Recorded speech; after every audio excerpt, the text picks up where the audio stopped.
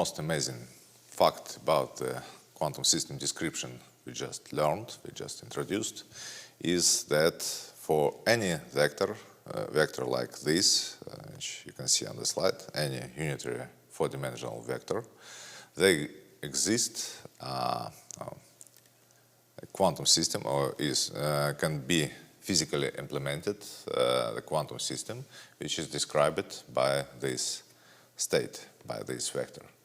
But not any vector like this can be constructed the way we did before by this tensor product in the previous lecture. What would you say about this set of states? There are famous representatives of this set of states, which are called the Bell states, for which alpha and beta are plus minus 1 divided by square root of 2. Well, indeed, it is some unitary four-dimensional vector, so it describes some state of a system on two separate particles. But what can we say about the states of those particles? Can we write these states down? No, we can't. It appears that there is no such thing as a state of a separate particle here. I mean, the separate particles, they exist. They can be taken to the pocket and put to the pocket and taken to the different parts of the universe. But these particles still don't have a separate state.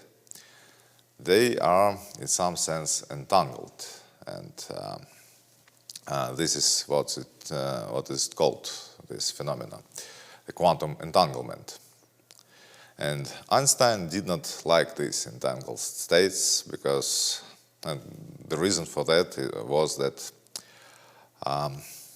actually for any system with multiple qubits, you can measure these qubits separately, because these qubits are carried by separate particles, and the measurement process is when you do something with the particle. So the particles are separate, and you can measure them separately.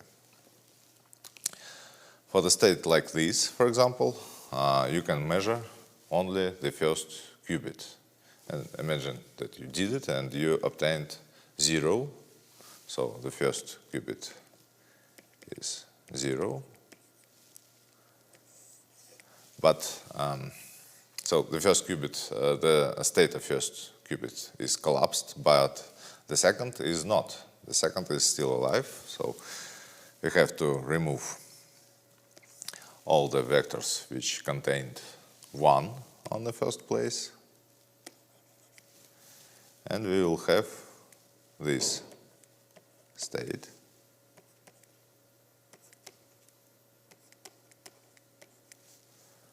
We only have to normalize it, so the vector must be unitary.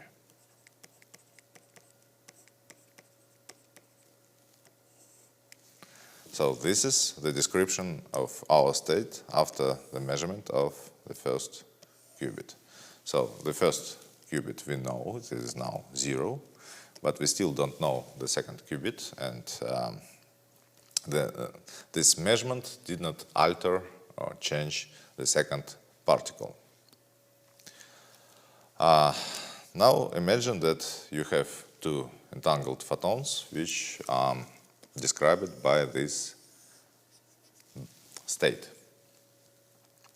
And imagine that these photons travel in the opposite directions, and they do it for quite a long time, for example, for 1 year, so it is very large distance between these two photons. And eventually one of these photons meet a linear polarizer on its way.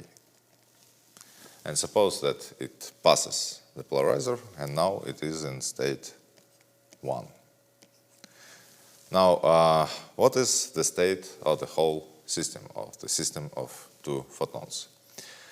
We call it photon the first one, so it is described by the first qubit, for example. And now we don't have this part in our state because on the first place here stays 0, and we are now pretty sure that the first qubit is 1. So only this state stays, and the whole system is now in a state 1, 1. But please note that the second photon, this one, which is very far from the first, did not meet any linear polarizer, was not altered in any way at all. But for some reason, immediately after the measurement of the first photon, it also changes its state. And since it goes immediately, Einstein called it some spooky action at a distance. But if we employ the multiverse interpretation of quantum mechanics, then we can explain this situation without any notion of action. For example, for the state like this,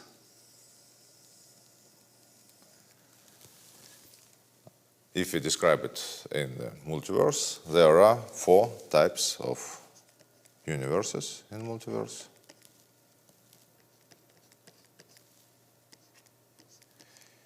Each differ only with the state of this system. For the first type of universes, this system will be in state 0, 0, second will be in state 0, 1, etc. And the share of universes of each type will depend on the coefficients before each state. So the share of this will be alpha squared, beta squared, etc. Now, when we measure this state, if we have some observer which is eager to know which state is it, we already learned that this measurement process splits the wave function of the observer. So now we have 4 different types of observers, each witnessing different state.